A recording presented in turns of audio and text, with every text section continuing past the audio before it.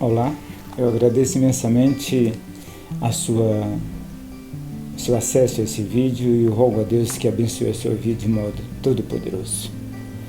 Eu peço a você também que você se inscreva no meu canal, ative o sininho, dê o like, compartilhe e Deus haverá de abençoar você ricamente, em nome de Jesus.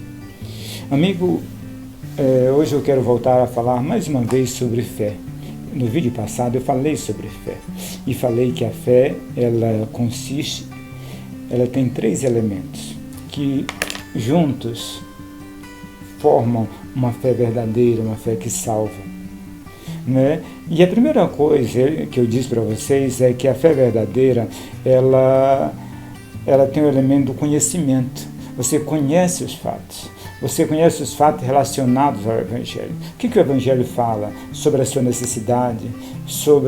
Você sabe, você conhece essas histórias. Jesus Cristo veio a esse mundo para buscar e salvar o que estava perdido. Você necessita de Deus. Não é só existe um mediador entre Deus e o homem, Jesus Cristo. Então esses são fatos dos quais você precisa conhecer. É impossível você acreditar em alguém ou confiar em alguém se você não sabe nada sobre ele. Não é verdade isso? Um outro aspecto também da fé, que é o segundo elemento da fé, é você acreditar que esses fatos são verdadeiros. A Bíblia diz que fora de Cristo Jesus não há salvação. Você acredita que isso é verdadeiro? Que isso corresponde à verdade? A Bíblia diz que Jesus Cristo veio e morreu como substituto de todo aquele que crê. Você acredita nessa declaração da Bíblia Sagrada? Então você precisa acreditar. Então esse é o segundo elemento. Você conhece e você acredita nos fatos, tem os fatos como verdadeiros.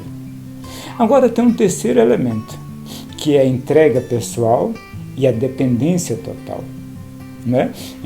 Você se entrega completamente a Deus e depende totalmente dele. Esse é essencial. Com esses 3 elementos você tem então a fé verdadeira. E eu quero ilustrar, nesse encontro de hoje, eu quero ilustrar isso que eu estou falando a você. Ilustrar com um texto bíblico, o texto do jovem rico. Está registrado em Marcos, no capítulo 10, de 17 até o 22. Nesse texto, ele apresenta o seguinte: um jovem rico chega diante de Jesus e pergunta: Senhor, o que é necessário eu fazer para que eu possa ter a vida eterna? E Jesus Cristo diz para ele: conhece os 10 mandamentos? Conhece os mandamentos? E ele pergunta: quais? E Jesus Cristo então cita: não matarás, não furtarás, não adulterarás, não dirás falso testemunho, e cita os mandamentos para ele. Ou seja, ele precisava conhecer esses fatos. E quando Jesus Cristo fala sobre isso, é evidente que ele, como um bom judeu, ele conhecia tudo isso. É claro, ele conhecia, ele estava ciente de tudo isso. E quando veio Jesus Cristo, disse a ele, ele sabia exatamente aquilo. E ele disse a Jesus: eu tenho guardado isso desde a minha mocidade. Ele conhecia, ele sabia sobre o que Jesus Cristo estava falando. Ele não era ignorante com relação a isso. E essa é a importância da gente conhecer a palavra de Deus, estudar a palavra de Deus, meditar na palavra de Deus, para conhecer, para saber o que ali está registrado, o que diz respeito, o que é essencial para a nossa salvação. Feito isso, a segunda questão que Jesus Cristo exigiu dele, quando ele disse: mestre, tudo isso eu tenho observado desde a minha mocidade. Essa declaração dele revela o segundo aspecto da fé. Revela que ele acreditava de fato. Porque ninguém segue ou obedece determinadas regras se você de fato não acreditar nelas. Aquele jovem acreditava que aquilo que é escrito, que aqueles fatos relacionados que Jesus tinha mencionado eram mais pura verdade, correspondia à verdade, tinha acontecido de fato, ele podia lembrar de todos aqueles acontecimentos, ele sabia disso. Né? Então, esse é o segundo elemento, ele sabia sobre os fatos, ele conhecia os fatos e ele acreditava de fato ali naquela situação. Um outro aspecto que Jesus Cristo, e é o terceiro aspecto da fé, é a dependência dele. E nesse aspecto, o jovem rico fracassou miseravelmente. Ele tinha até boas intenções, era jovem, né? Rico, com boas intenções, queria saber como alcançar a salvação. Tudo isso estava bem encaminhado na vida dele.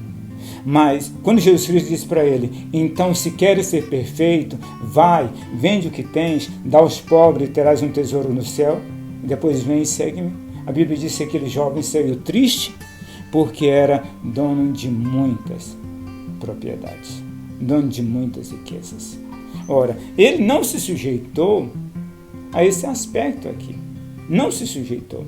Ele não se rendeu completamente a esse aspecto mencionado.